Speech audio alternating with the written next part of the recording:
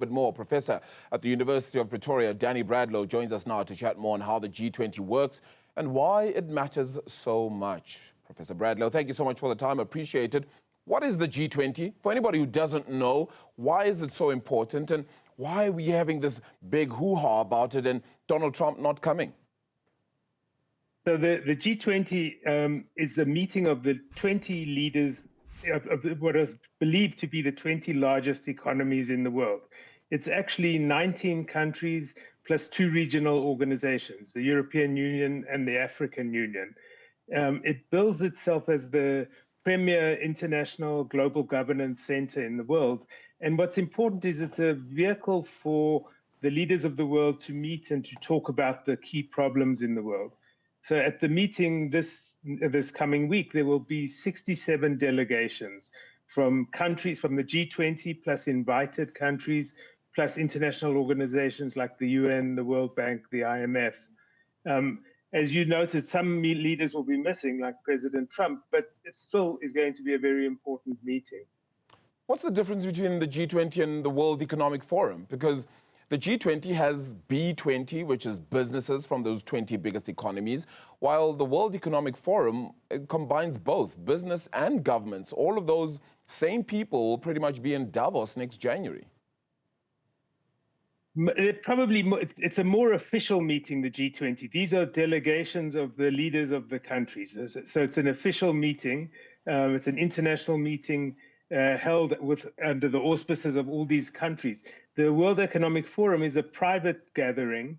It's true that there are international leaders who come, but they're not there in an official capacity in the same way as they are here. This is more like the UN General Assembly meetings where leaders come, but here it's just a select group of leaders who come.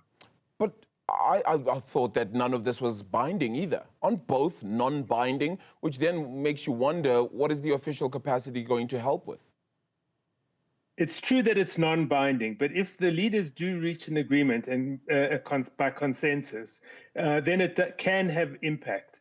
So, for example, in the global financial crisis in 2008, the leaders met and they all agreed that they would take certain actions to try to stimulate the global economy.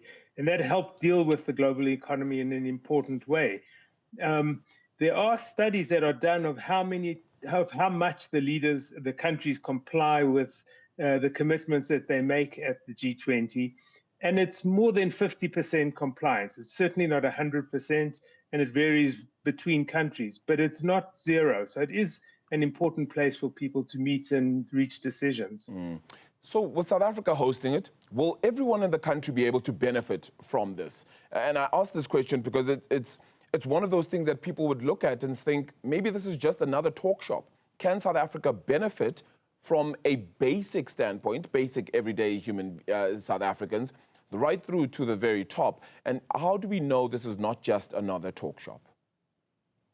So over the course of the year that South Africa has been the president of the G20, there have been about 130 meetings held in all 9 provinces.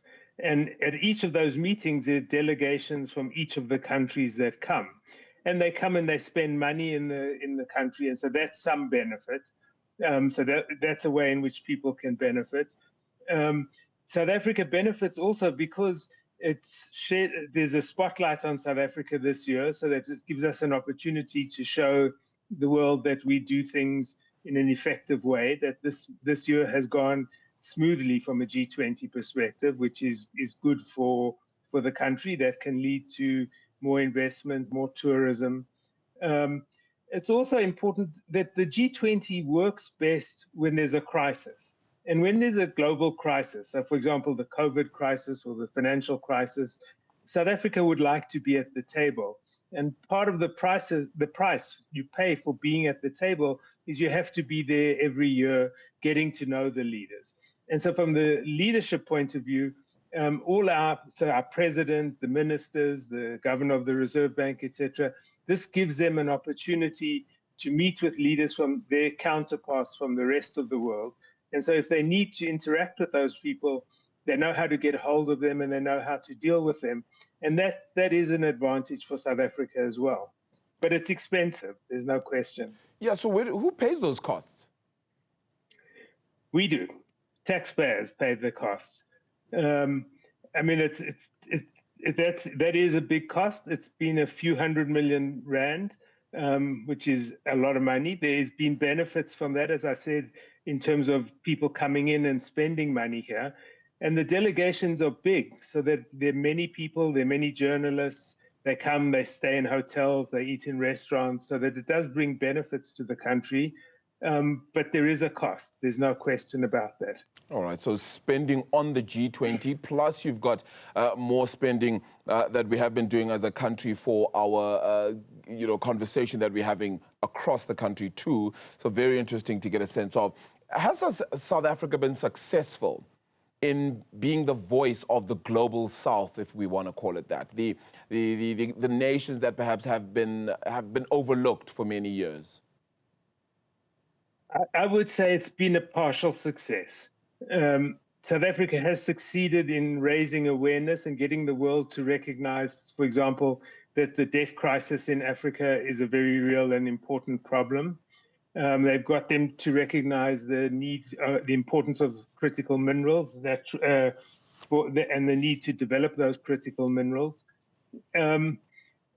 But beyond raising the awareness, in terms of getting actual commitments in a number of different areas, that's much harder. And that's not only because of South Africa, that depends on all the countries agreeing on to do certain things. And so that South Africa has not been so successful. And that, as your example of President Trump shows, if you have difficult leaders in the world, it's very hard to, and particularly when they come from the most powerful countries, it's very hard to get them to commit to make changes. And so at that level, South Africa hasn't had as much success as it would like.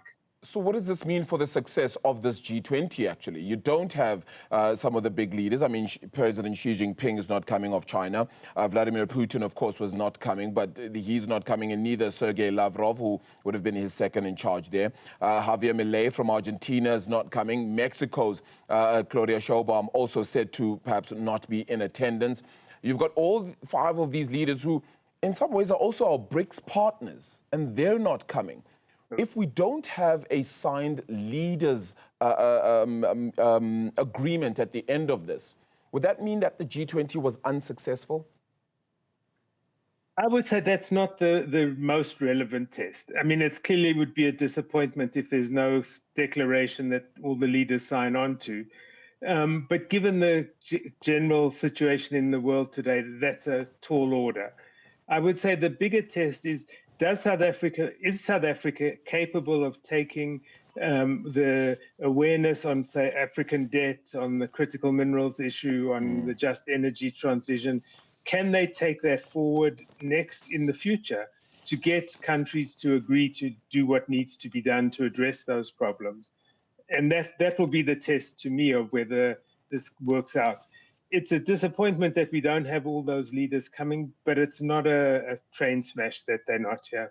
Very quickly, 30 seconds. What does this mean for South Africa moving forward in the G20 with the United States now taking over presidency after this? Does the relationship now become a little bit stickier with President Donald Trump? There's no question. It's very hard to know for sure. But the one point to remember is that the US has been participating in many of the working groups, many of the meetings this year.